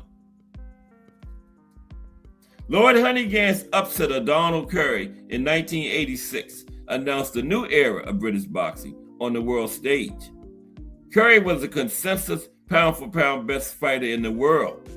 Huntington stopped him in 6 rounds to win the undisputed welterweight championship, a result that shocked American boxing and announced that British fighters were no longer content to be plucky underdogs.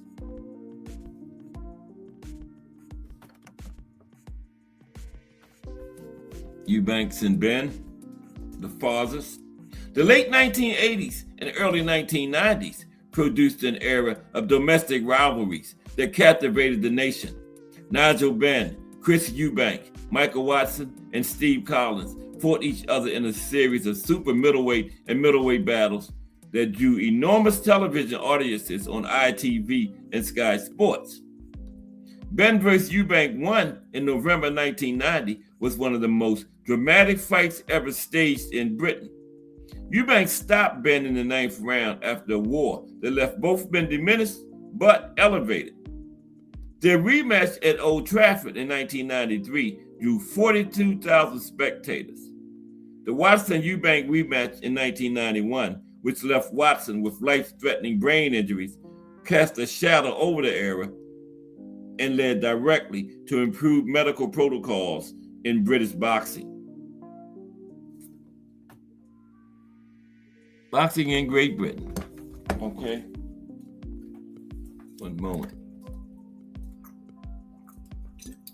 Okay, let's finish this off. That's Lennox Lewis. Lennox Lewis, born in London and raised in Canada, became the undisputed heavyweight champion of the world. The last man to hold all 4 major belts simultaneously in the pre-4-belt consolidation era. Lewis's 1990 draw with Evander Holyfield and subsequent victory in the rematch, followed by knockouts of Vitaly Klitschko and Mike Tyson, established him as the best heavyweight of his generation.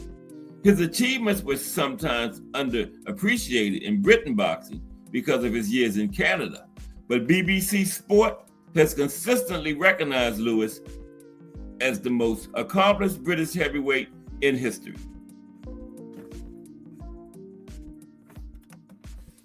There's the Prince. Prince Nassim Hamed brought something entirely new to British boxing, a featherweight from Sheffield with the charisma of a heavyweight champion and a fighting style that borrowed from nothing anyone has seen before. Hamed's theatrical ring entrances, his unorthodox stance, hands down, chin up, power shots from angles that shouldn't have generated force, and his knockout ratio made him one of the most exciting fighters in the world during the mid to late 1990s. His 2001 loss to Marco Antonio Barrera, as covered by Ring Magazine, exposed the limits of his approach against an elite technician. But at his peak, Hamed was a genuine gloved star, the first British boxer since Henry Cooper to cross over into mainstream pop culture. Okay. The Hatton-Kawasaki era. The Hatton-Kawasaki era. Ricky Hatton and Joe Kawasaki represented 2 different models of British boxing excellence in the 2000s. Hatton, the body-punching junior welterweight from Manchester, was a blue-collar fighter with a rabid following that traveled in tens of thousands to his fights in Las Vegas. His 2005 victory over Kostya Tszyu for the unified 140-pound championship, stopped on the stool after 11 rounds, was one of the finest performances by a British fighter on foreign soil. Hatton's eventual losses to Floyd Mayweather Jr. and Manny Pacquiao came against 2 of the greatest fighters of their era.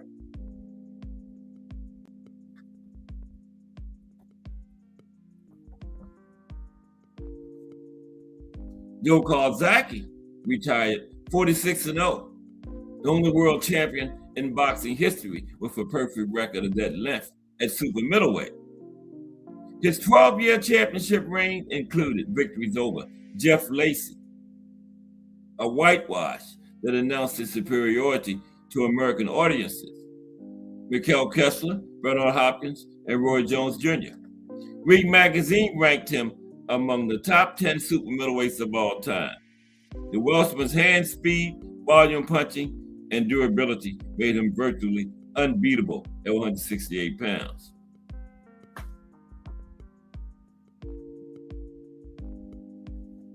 Froch, Khan, and the DAZN Revolution.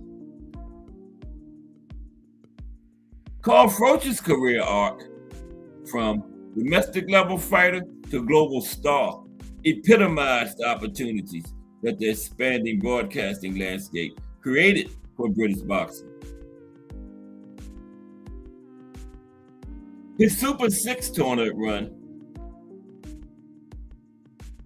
his brutal wars with Mikhail Kessler and George Groves, and his knockout of Groves in front of 80,000 at Wembley Stadium in 2014 demonstrated that British boxing could fill stadiums and compete with soccer for public attention. Froch retired as a legitimate world-class super middleweight with victories over Jermaine Taylor, Arthur Abraham, and Lucian Butte, with Andre Ward handing him his most significant loss.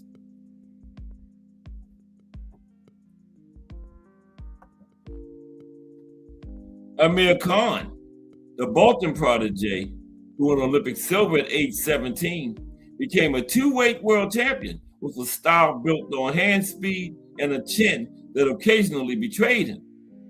Khan's victories over Marcos Madonna, Zab Judah, and Devin Alexander proved he belonged at the world level, while his stoppage losses to Breeders' Prescott, Danny Garcia, and Canelo Alvarez showed the fine margins between brilliance and vulnerability that defined his career.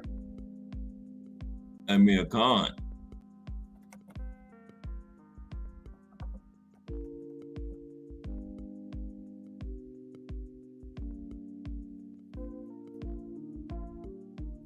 The business side of British boxing transformed during this period.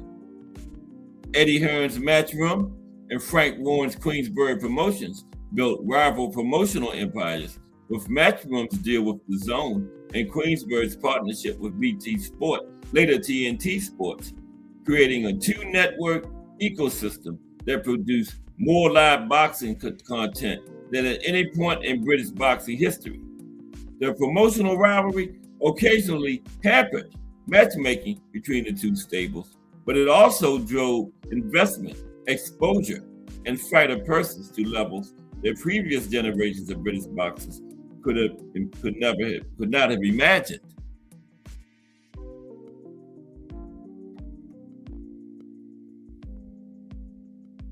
Joshua, Fury, and the heavyweight resurgence. Anthony Joshua and Tyson Fury turned British heavyweight boxing into a global phenomenon. Joshua, the 2012 Olympic gold medalist, rose through the pro ranks with devastating power, winning the IBF title by knockout over Charles Martin in 2016, and then stopping Vladimir Klitschko in a modern classic at Wembley Stadium in 2017. Joshua held the WBA, IBF, and WBO titles before back-to-back losses to Alexander Usyk in 2021 and 2022, complicating his legacy. His knockout loss to Daniel Dubois at Wembley in September 2024 in front of 96,000 fans was one of the most shocking results in recent heavyweight history.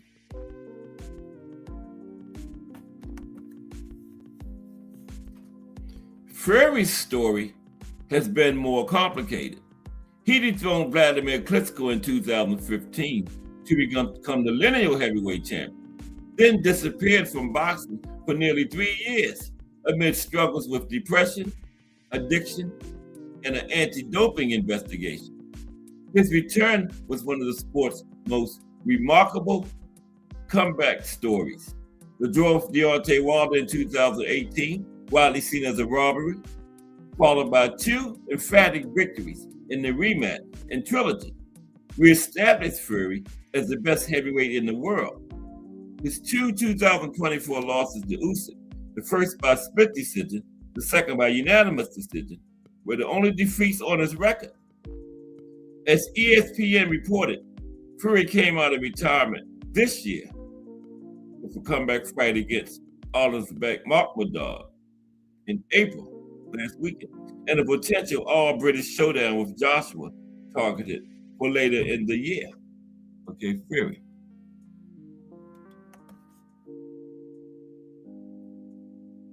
"2026, the current global generation." It's Jazza Dickens on the right there. British champion, bantamweight, something like that. We get to it. "British boxing has never had more active world champions simultaneously than it does right now." As ESPN's rundown of Britain's current champions details the list as of February 2026 includes Fabio Wardley, Josh Kelly, Sandy Ryan, Lewis Crocker, Jazza Dickens, Daniel Dubois, and Caroline. Well, Jazza Dickens and Caroline Dubois, not Daniel. Daniel Dubois is preparing to go up against Wardley in May. An all-British heavyweight title fight that would have been unthinkable a generation ago. The depth extends beyond current champion. Hamza Shiraz is in line for a super middleweight title shot. Leigh Wood and Josh Warrington met in a featherweight war in Nottingham on the Zone. Moses Atama, still a teenager, is considered one of the most exciting heavyweight prospects in the world. The women's side has produced Sandy Ryan, Savannah Marshall, and Caroline Dubois, reflecting a broader brand toward gender equity in British boxing that accelerated after Katie Taylor's hard headline fights in the UK and Ireland.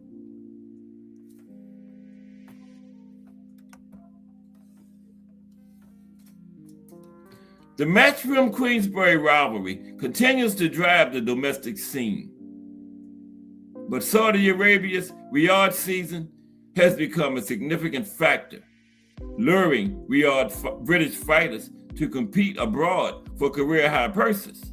The question of whether the biggest all-British fights, Fury versus Joshua, Dubois versus Wardley, can be staged on home soil or will be pulled to the Middle East by Saudi investment, reflects on a tension between tradition and economics that will shape British boxing's near-term future.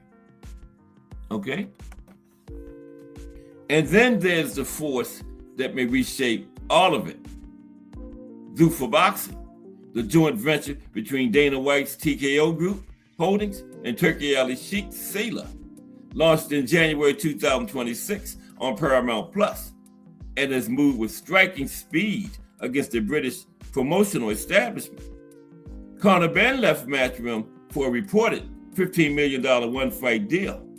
Tyson Fury's April 11th return against Uzbek Makhmudov at Tottenham Hotspur Stadium streamed on Netflix under the Ring's promotional banner. Not Queensberry's, not Queensberry's. Okay? Frank Warren, whose exclusivity deal with Sailor once made him the operational backbone of Saudi-backed boxing, has threatened $1 billion lawsuit against both Sailor and TKO, alleging his proprietary data was used to build the very operation that replaced him. As Boxing Insider detailed in February 2026, what Zuffa pulled off was not a single power play, but a coordinated campaign that targeted the talent, the venues, and the distribution channels of both Matchroom and Queensberry simultaneously. With Paramount Plus carrying its regular cards, Netflix boasted its marquee events, and the Ring providing editorial infrastructure and championship belts. Zuffa has introduced a level of financial and structural leverage that no entity in British boxing or traditional boxing anywhere has the tools to match. A country that defines the sport. Family, a country that defines the sport.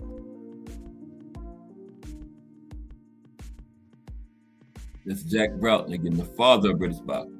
From Jack Broughton's 1743 rules to Tyson Fury's 2026 comeback, British boxing's through line is remarkably consistent.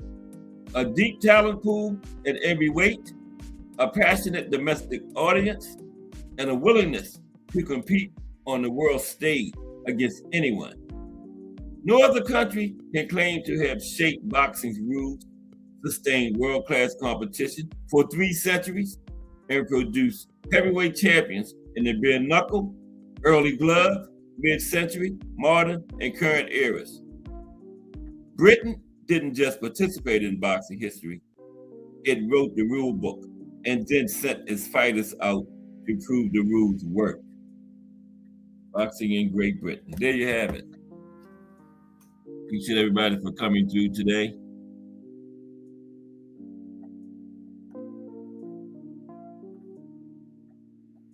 Join me tomorrow at 2 for another Cast Sports. Everybody have a great afternoon. If it's Monday through Friday, 2 p.m., it's the Box Story and bringing you all of that boxing history.